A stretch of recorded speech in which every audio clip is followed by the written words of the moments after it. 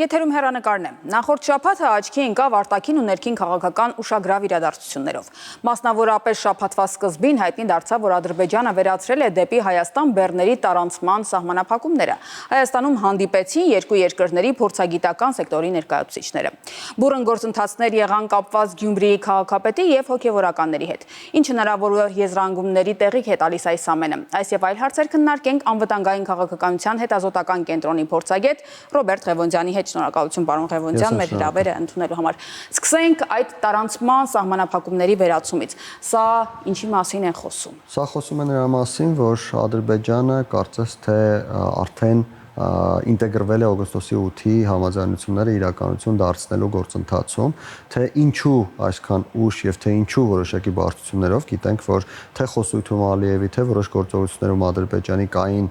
որոշ միտումներ, որոնք Հայաստանի համար հասկանալի չէին, մենք չենք կարող հստակ պատասխանել, թե ինչու հիմա, բայց կան ենթադրություններ, հավանաբար Ադրբեջանը գտնում է, որ այդ համաձայնությունները կյանքի կոչելու հարցում նա ունի որոշակի ձեռքբերումներ, այդ ձեռքբերումները կարող են լինել նաեւ թաքնված. Օրինակ, նա կարող է Միացյալ Նահանգների հետ ինչ-որ պայմանավորվածություններ ունենալ Ադրբեջանի տարածքում էներգետիկայի զարգացման վերաբերյալ, կարող է Չինաստանի հետ պայմանավորվածություններ ունենալ այդ ճանապարհների օգտագործումից, շահագործումից հետո որոշակի դիվիդենդներ քաղելու վերաբերյալ, կարող է զուտ ներքաղաքական հարցեր լինել եւ այլն, բայց գուցե Ադրբեջանը ինչ հարցերում տեսնում է, որ ձեռքբերումներ ունի եւ կարելի է արդեն Հայաստանի հետ մի քայլ ավելին անել, քան ինչ այս արվել է եւ ինչու եմ ես նշում մեկ քայլ, որովհետեւ սա միայն նախնական քայլն է։ Մենք կարողանանք խոսել ընդհանուր առմամբ գործընթացի բարեհաջող իրականացումից այն ժամանակ, երբ այդ բեռները այլևս Վրաստան չեն մտնի, կգան եւ կանցնեն Ադրբեջան-Հայաստան ուղիղ սահմանը։ Հիմա փաստորեն նաև հացահատիկներ տեղափոխվելու, սա առաջին աշխատանքն է ստեղծության։ Այո, Ադրբեջան-Վրաստան-Հայաստան ճանապարհով ես նկատի ունեմ, որ երբ Վրաստանը արանքից դուրս կգա եւ մենք կարողանանք ապրանքներ ստանալ ուղիղ Ղազախստան-Ադրբեջան-Հայաստան ճանապարհով, գործարկելով Հայաստան-Ադրբեջան սահմանը, այդ ժամանակ միայն կարելի է ասել, որ գործընթացները ամբողջ թափով իրենց իրականացման տրամաբանության մեջ են։ Նույն հացահատիկի հարցում կարծես թե նաև այսպես ասած դիվերսիֆիկացում կար։ Ինչ այդ ստացվում էին այլ աղբյուրներից, հիմա նաև Այո, բազմաթիվ են ոլորտները, որտեղ Հայաստանի դիվերսիֆիկացումը անհրաժեշտ է եւ այդ ոլորտներից գլխավորներից մեկը հենց հացահատիկն է։ Ես նշեմ, որ 2024 թվականի տվյալներով Հայաստանը հացահատիկ 98%-ով իր կարիքների չափով, որովհետեւ 20%-ը մենք կարողանում ենք բավարարել, 80%-ը մենք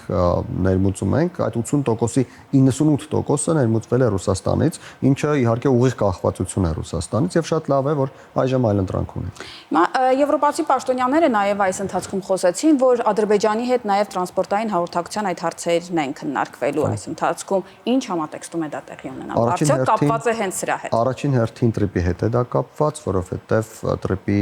գործարկումը նշանակում է կապել իրար արևելքը եւ արևմուտքը։ Եկեք հիշենք Իսրայել-Իրան այդ 12-օրյա պատերազմի ընթացքում օդային ամբողջ հաղորդակցությունը տեղի ունենում մեր տարածաշրջանով Ադրբեջանի, հետո Հայաստանի կամ Վրաստանի վրայով, ինչը նշանակում է, որ ցամաքայինը եւս կարող է այդ ուղիով տեղի ունենալ եւ եվրոպացիների համար շատ կարեւոր է սա կախվածության նվազեցում է եւ Ռուսաստանից, որի հետ այսպես թե այնպես փակ է սահմանը, բայց կան այդ ճանապարհները, եւ Իրանից, որի հետ մասնակիորեն այնուամենայնիվ, որի միջոցով մասնակիորեն այնուամենայնիվ այժմ կա բեռների ծառայությունների մարդկանց տեղափոխում։ Այս այլընտրանքը Եվրոպային հնարավորություն կտա ավելի անկախ վարել արտաքին քաղաքականություն, աշխարհաքաղաքական հարցերում ավելի ճկուն լինել եւ սա շատ կարեւոր է իրենց համար։ Կարեւոր է նաեւ Չինաստանի համար նույն կերպ այլընտրանք ունենալու հարցում Եվ տեսեք, եթե քարտեզին նայենք, եթե Ադրբեջանը այլընտրանք չունի, Ադրբեջանից դեպի վեր, Ռուսաստանը դեպի ներքև Իրանն է եւ միակ երկիրն է, ապա Հայաստանի այլընտրանքը Վրաստանն է, բայց բոլոր երկրներին, այդ թվում թե Չինաստանին, Եվրոպային, որոնց մասին ասացի, թե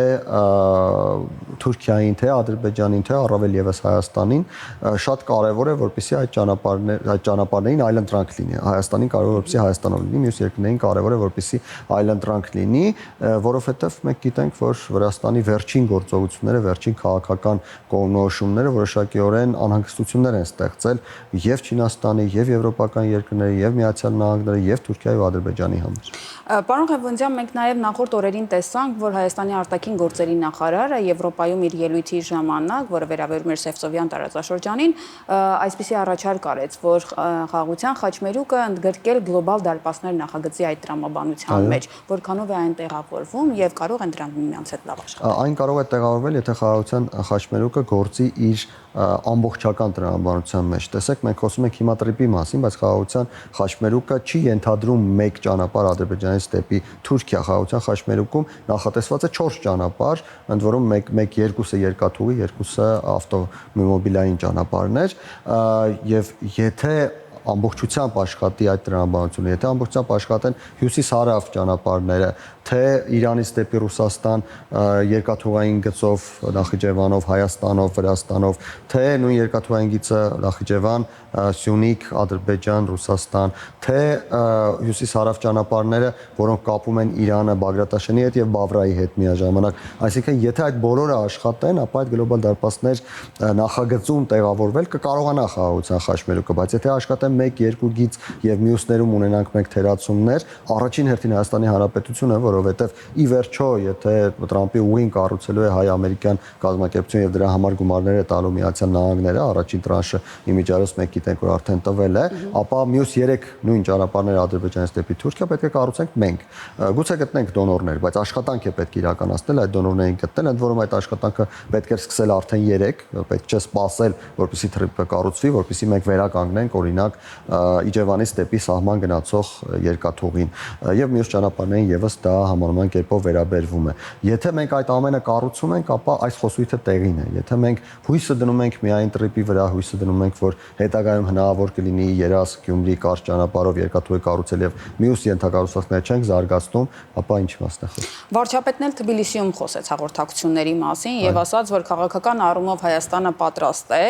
բայց այս պահին նաեւ տեխնիկապես պատրաստ է հայ-թուրքական սահմանի Մարգարա անցագետի հատվածում ճանապարհ բացել։ Որքանով է այդ հույսը ավելի մեծ, որ հայ-թուրքական սահմանը այդ դեպքում կարող է բացվել։ Ես նշեմ, որ իմ տեղեկություններով հաշվի առնելով թե շփումները թուրք փորձագետների, թե այն այլ գործընկերների շփումները, որոնց կա որոշակի հասանելիություն եւ վերլուծելու հնարավորություն, ցույց են տալիս մեկ բան, որ Թուրքիան հայ-թուրքական սահմանը բացելու հարցում այս պահին ունի միայն մեկ խոչընդոտ։ Դա Ադրբեջանի չցանկանալն է, որպեսզի այդ սահմանը բացվի։ Թե Ադրբեջանը ինչպես է կարողանում այնպես անել, որ Թուրքիան հետևի իր ցանկություններին, սա հարցի մեկ այլ կողմն է։ Ես նշեմ, որ հիմնականում Ադրբեջանը դա անում է ֆինանսավորման միջոցով, կոնկրետ գումարներ են ներդրում Թուրքիայում եւ դրա ներդրման պայմաններից մեկն էլ այն է, որ Թուրքիան պետք է դեռևս հապաղի չբացի սահմանը։ Այնպես որ եթե հայ-ադրբեջանական հարցում մենք ունենանք առաջընթաց, դրա հիման վրա կարելի է խոսել թուրքերի հետ, կարելի է փորձել առաջընթաց ունենալ նաեւ հայ-թուրքական սահմանի բացում, իսկ մեր առաջընթացի մեկ օրինակ արդեն ունենք, հենց այդ տարանցիկ փոխադրումների արգելքի հանումը, ինչը կարելի է փորձել կապիտալացնել եւ տանել հայ-թուրքական բանակցությունների օրակարգ։ Հիմա այս օրերին առաջին անգամ Հայաստանում տեղի ունեցավ հայ-ադրբեջանական փորձագիտական սեկտորի ներկայացուցիչների հանդիպում, բայց մինչ այդ հանդիպումներ եղել էին նաեւ այլ երկրներում, այդ թվում նաեւ տարածաշրջանում։ Որքանով է այս ամենը իրական գործընթացի մասին խոսում, այլ ոչ թե իմիտացիայի, որ իսկապես մենք վստահություն ենք ստեղծում։ Տեսեք, այնքանով է այն իրական գործընթացների մասին, որ նման հանդիպումների ժամանակ ձևավորվում են խորհրդատվություններ, որոնք հնարավոր է լինում ներկայացնել իրենց իշխանություններին, մենք մեր իշխանություններին։ Այդ խորհրդատվությունների հիման վրա իշխանությունները իրենց որոշումների կայացման համակարգում որոշակի փոփոխություններ են կատարում կամ ավելի վստահ են լինում իրենց որոշումները կայացնելիս։ Եվ այս առումով նման հանդիպումները շատ կարևոր են։ Այլ հարց է, որ վստահության ստեղծման հարցում միայն փորձագիտական հանդիպումները էական նշանակություն ունենալ չեն կարող, որովհետև ես նշեմ, որ փորձագիտական հանդիպումները եղել են երևի վերջին 15-20 տարիների ընթացքում անընդհատ։ Նույնիսկ մինչ 2020 թվականի պատերազմը բազմաթիվ փորձագիտական հանդիպումներ են եղել երրորդ երկրներում, որոնց ընթացքում եղել են թե բարեկամական մթնոլորտում անցնող հանդիպումներ, թե որոշակի մրցակցային նույնիսկ թշնամական ոլորտ միջավայրում անցնող հանդիպումներ, որոնք էական ազդեցություն չեն ունեցել վստահության ձևավորման գործընթացի վրա։ Իհարկե, փորձագիտական հանդիպումները վստահության գործընթացի ինչ որ մի մաս են, բայց ոչ էական մաս։ Էական մասը պետք է լինի, երբ իշխանությունները գործողություններ իրականացնեն, համանման նրա, ինչ Ալիևը հայտարարում է տարածիկ փոխադրումների բացում Հայաստանի համար, բայց ավելի լուրջ քայլ կլինի եւ վստահությունը ավելի կամրապնդվի, եթե Վրաստանը որպես օղակ դուրս գա այդ արանքից եւ Ադրբեջանից ուղիղ մենք կարողանանք ստանանք ապրանքներ։ Ակնհայտորեն այդ ապրանքների 1, 2, 3, 10-րդ, 100-րդ անգամ անցնելուց հետո վստահության որոշակի մակարդակի ամրապնդման մասին կարող խոսել։ Այս անգամ ոչ միանշանակ ուշադրության արժանացավ նաև այն հանգամանքը, որ այդ հանդիպմանը մասնակցում էր էկոակտիվիստ համարվող այդ փորձագետը։ Հիմա ընդհանրապես դուք հետևում եք այդ հանդիպումներից հետո, ինչպիսի արձագանք են նրանք տալիս մամուլում։ Այո, իհարկե հետևում եմ, տեսեք, խնդիրը հետևյալն է, թե ով է գալու փորձագիտական հանդիպման, ինչպիսի օրակարգով է գալու եւ այլն, այս տրամաբանությունը բացարձակապես տարբեր է Հայաստանում եւ Ադրբեջանում։ Եթե Հայաստանում փորձագետը ունի որոշակի ազատություն, կարող է իհարկե օրինակ գաղտնիության ինչ որ սահմանագծեր չհատելով խոսել այն ամենի մասին, ինչ ինքը ցանկանում է, ներկայացնել, վերլուծել եւ որևէ մեկը նրան գոնե սպառնալիքի մակարդակում չի ասի, թե սա մի ասա կամ սա ասա կամ չի պահանջի նրանից ինչ-որ բան, ապա Ադրբեջանում այս իրավիճակը այս առումով մի փոքր այլ է եւ փորձագետների ընտրության, փորձագետների հանդիպման գնալու եւ այդ հանդիպման ժամանակ իրենց արտահայտած կարծիքների սահմանների վերաբերյալ կա որոշակի սահմանափակումներ։ Թե ինչքանով է այդ սահմանափակումները իհարկե Երևանից գնահատել հնարավոր չէ, բայց սա հաշվի առնելով պետք է նշենք, որ մենք չենք որ որոշում ենք, թե ում հետ հանդիպել ինչ որ մի հարց քննարկելու համար եւ եթե հնարավոր է այդ հանդիպման ժամանակ քննարկումների արդյունքում ինչ որ բան ստանալ, այսպես ասենք, եթե Աստված տա մեկ գերի հնարավոր լինի բերել դրա արդյունքում, ապա կարելի է հանդիպել նույնիսկ սատանայի հետ։ Ես նկատի ունեի գնալուց հետո, եթե մամուլի հետ են առնչվում եւ այլն, ինչպես են արտահայտվում այդ հանդիպումների մասին ադրբեջանական կողմում, հրապարակային մասին նույն տրամաբանության մեջ ինչը ես ասացի, մամուլը գրում է այն, ինչ պետք է որ մամուլը գրի։ Անկախ նրանից, թե հանդիպումների արդյունքներում ինչպիսի տրամադրություններ են ձևավորվել երկու կողմերի միջև, ադրբեջանական մամուլը աշխատում է հստակ որոշակի տրամաբանության մեջ, ինչը չի ասի օրինակ Հայաստանի մասին, որովհետև Հայաստանի մամուլը ընդ որում մամուլի տարբեր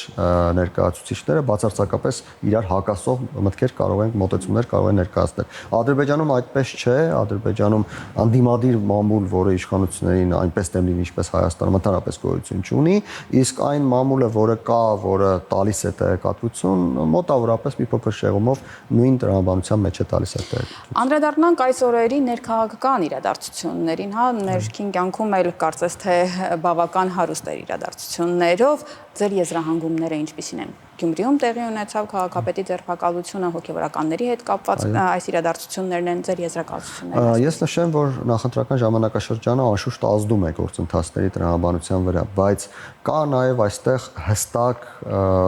խնդիր, որը հասարակությունը կարող է չհասկանալ։ Խնդիրը հետևյալն է. իհարկե մարդիկ կան, այս պահին կարող ենք խոսել երկու մարդու մասին, ովքեր հանցանք են գործել։ Միքայել Աջապահյանը, որը ունի դատական ակտ եւ դատարանը որոշել է, որ նա հանցանք է գործել, եւ Դավիթ Համբարձումյանը, որի դատական ակտը եղավ 1-2 օր առաջ եւ նույնպես կարող ենք արդեն ասել, որ հանցանք է գործել։ Մյուսները առերևույթ հանցանք են գործել, այդ թվում Գյումրիի քաղաքապետը, որը ձերբակալված է, բայց դատական ակտ դեռևս չկա։ Բայց այստեղ խնդիրը այն չէ, այս մարդկանց նկատմամբ դատական ակտեր կան թե ոչ։ Խնդիրը այն է, որ նմանատիպ իրավիճակներում այլ մարդիկ չեն ենթարկվում նման իրավական հետապնդման, թեև օրենքով նախատեսված դեպքերում նրանք պետք է ենթարկվեին նմանատիպ հետապնդման, ինչը դուրս է բերում այս իրադարձությունը, այս իրավիճակը, այս երևույթը զուտ իրավական հարթությունից եւ բերում է քաղաքական հարթություն։ Եվ հենց այս է պատճառը, որ կան քաղաքական ուժեր եւ դերակատարներ, ովքեր կարողանում են վերցնել սա եւ մանիպուլացնել։ Կան մարդիկ, ովքեր կարողանում են հայտարարել, թե սա քաղաքական հետապնդում է, կապ չունի, որ օրինակ Գյումրիի քաղաքապետը ըստ ձայնագրության առերևույթ երևույթ հայտարարում է, թե 4 միլիոն դրամ, եթե չեմ սխալվում, գումար է պետք վերցնել, նշանակություն չունի, սա քաղաքական հետապնդում է եւ օրինակներ են բերում, տեսեք, այսինչ մարդը այսինչ տեղում այսքան գումարի վերաբերյալ ինչ-որ բան է բացահայտվել, բայց նա տանն է, իսկ Գյումրիի քաղաքապետը, որը նմանատիպ ինչ-որ բան է արել, նա տանը չէ, նա կալանավորված է։ Այս տարբերությունն է, որ հասարակության մոտ արդարության զգացում չի առաջացնում եւ դրա հետևանքով քաղաքական մանիպուլյացիաների հնարավորություն է ստեղծվում։ Իսկ ի՞նչն է պատճառը, որ այդ համակարգային բնույթ չի կրում ըստ էության իրավական հարցությունը։ Ես կարծում եմ առաջին հերթին կարողությունների խնդիրը, իշխանությունների, իրավապահ մարմինների կարողությունների խնդիրը եւ նաեւ նախընտրական տրամաբանությունը, երբ այն մարդկանց, ում ձերբակալությունները, կալանավորումները կարող են քաղաքական մեծ էմոցիաներ առաջացնել, դա այս պահին առաջնահերթ է համարվում, այնպիսի մարդկանց, ովքեր նույնպես որոշակի հանցանքներ են կատարել, բայց այս պահին նրանց ձերբակալությունները դեռևս կարելի է չիրականացնել, դա կարելի է թողնել հետո, կամ այս հարցում կարելի է դեռևս հասկանալ ինչ անել, այսպիսի հարցերը թողնվում են ավելի պատեհ առիթների։ Այլ խոսքով ասած, իրադարձության եւ քաղաքական հաշվարկի համատեղումը բերում է այսպիսի իրավիճակների։ Բոլոր երկրներում կան իրադարձությունների եւ քաղաքական հաշվարկների համատեղումներ, բայց մեզ մոտ այդ մեր ազգային, այսպես ասեմ, բնորոշիչը առայն, որ մենք ամեն ինչում արդարություն ենք փնտրում, բերում հասցնում է դրա այսպես ֆետիշացնել։ Հիմա մենք քննարկեցինք եւ արտաքին քաղաքական եւ ներքին քաղաքական իրադարձությունները առաջիկա ընտրություններում, հա, որը տեղի ունենալու 2026 թվականին, օրակարգում որ թեմաներն են լինելու առաջնային։ Ցավալիորեն պետք է նշեմ, որ ինչպես 2021 թվականին այս անգամ եւս ընտրությունները լինելու են ատելության հողի վրա, այն քաղաքական ուժերը, որոնք հավակնում են առաջին տեղին, դա իշխող քաղաքական ուժն է, եւ երկրորդ տեղին, դա ռուսամետ զանգվածն է, այդ քաղաքական ուժերը հավաքելու են իրենց ձայները մեկը մյուսի նկատմամբ ատելության հողի վրա։ Այն մարդիկ, ովքեր ատելություն ունեն ռուսամետ գաղափարների, հակաժողովրդավարական կառավարման եւ այլնի վերաբերյալ, իրենց ընտրությունը կատարելու են հոգուտ իշխող քաղաքական ուժի եւ հարակից ժողովրդավարական քաղաքական ուժերի, այն մարդիկ, ովքեր ատելություն ունեն ներկա իշխանությունների նկատմամբ, արևմուտքի նկատմամբ, ընդհանրապես ժողովրդավարական արժեքների նկատմամբ, նրանք իրենց ընտրությունը կատարելու են հոգուտ ռուսամետ քաղաքական ուժերի։ Ի տարբերություն օրինակ Մոլդովայի, ինչու Մոլդովայի, որովհետեւ շատ են նմանեցնում երկու գործընթացները, Մոլդովայում այդպես չի եղել, Մոլդովայում ընտրել են ժողովրդավարական ուժերին ժողովրդավարության նկատմամբ հավատի ցանկության շնորհիվ եւ հակաժողովրդավարական ուժերին հակաժողովրդավարական արժեքների նկատմամբ ցանկության շնորհիվ։ Մեզ մոտ իրավիճակը տրամագծորեն տարբերվում է եւ հենց դա մեր քաղաքական գործընթացների, կոնկրետ այս քաղաքական գործընթացի խնդիրներից մեկն է։ Շնորհակալություն, պարոն Ղևոնդյան, ես հիշեցնեմ իմ զրուցակիցն էր Ռոբերտ Ղևոնդյանը։